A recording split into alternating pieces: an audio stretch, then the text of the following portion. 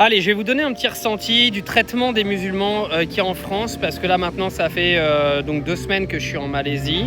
L'année dernière je suis parti sur Singapour également, je connais pas mal l'Asie, et ici, faut que vous sachiez, c'est qu'en fait toutes les religions, elles vivent ensemble, d'accord? Les musulmans vivent avec les bouddhistes, les chrétiens vivent avec les bouddhistes et les musulmans, etc., etc. Je ne sais pas s'il y a des juifs ici, je pense que oui. Enfin, toutes les communautés, elles vivent ensemble ici.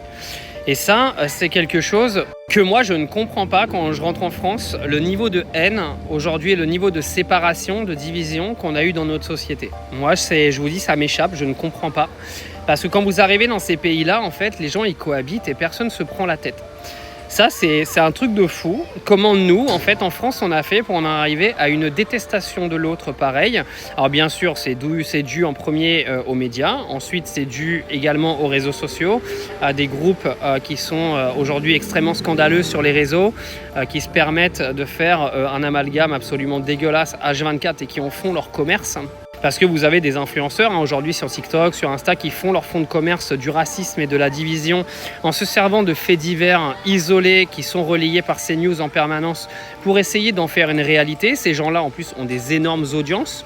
Donc en fait, on est dans un pays qui passe son temps à s'insulter, à diviser tout le monde et à faire un traitement des musulmans qui est absolument scandaleux.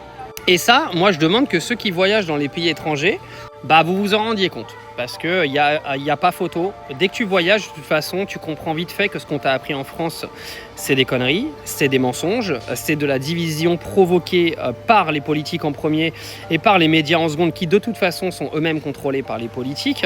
Alors, dans quel but ? J'en sais rien, parce qu'en plus le but final il n'a aucun sens, parce que aujourd'hui la détestation des musulmans en France ne fera pas que la France deviendra un pays où il n'y aura pas de musulmans, bien au contraire, parce qu'en plus c'est une communauté qui est quand même ultra soudée et qui ne lâchera pas l'affaire. La communauté musulmane, excusez-moi, est beaucoup plus forte que la communauté non musulmane en France. Ce sont des gens qui se serrent les coudes, ce sont des gens qui se battent les 3/4 du temps, hein. C'est pas des Français qui se barrent en courant à chaque fois qu'il se passe quelque chose. Mais franchement, je ne sais pas comment ça finira. Moi, je l'ai dit sur plusieurs vidéos il y a quelques semaines, voire quelques mois, que je pense que ça terminera d'une sorte de mini-guerre civile qui va très mal se terminer. Je ne sais pas quand, parce que je n'ai pas de boule de cristal pour le prévoir. Mais ce qui est absolument dramatique, c'est qu'aujourd'hui, nous, en France, on fait des sortes d'apologie des pays asiatiques en disant que c'est des pays avec des dictatures, etc., etc. Vous savez que dans ces pays-là, tout le monde vit tranquille, hein. Vous savez que dans la plupart des pays, les musulmans ils vivent tranquilles, les bouddhistes ils vivent tranquilles, les hindous ils vivent tranquilles, personne ne leur casse les couilles en fait. Honnêtement, hein, moi je le redis à tous les musulmans qui me suivent, si vous avez l'opportunité de vous barrer, vous faites vos propres choix, mais barrez-vous. Barrez-vous parce qu'à l'étranger, on vous accepte. À l'étranger, vous pouvez vous habiller comme vous voulez. Vous pouvez mettre vos voiles pour aller dans la piscine, il n'y a personne qui vous juge en fait. Il n'y a qu'en France qu'on vous juge. Il n'y a qu'ici.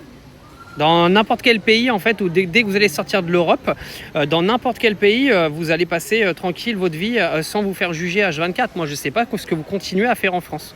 C'est un pays qui ne vous aime pas et qui ne vous aimera jamais. Et comme je le dis, le but final, il n'a aucun sens parce que la France restera un pays multiculturel, que ça plaise ou non à la fachosphère de ce pays.